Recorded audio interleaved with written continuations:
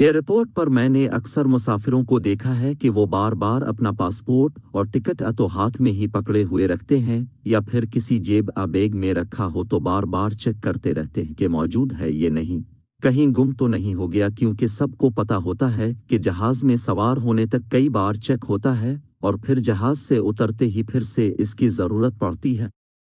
सबको मालूम होता है कि अगर गलती से कहीं ये गुम हो जाए तो फ्लाइट में सवार नहीं हो सकेंगे।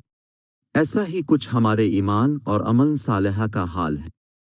यही हमारे पासपोर्ट और टिकट हैं जो जन्नत में दाखिले के लिए ज़रूरी हैं। होना तो यही चाहिए कि बार बार हम चेक करते रहें कि हमारे ईमान की क्या सूरत हाल है और हमारे अमाल कैसे हैं।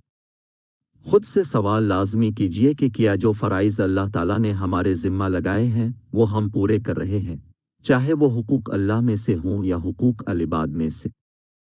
शुरुआत नमाज से कीजिए कि कब्र में सबसे पहले नमाज ही के बारे सवाल होगा। आखिरत के लिए अपना पासपोर्ट और अपना टिकट आज ही चेक कीजिए।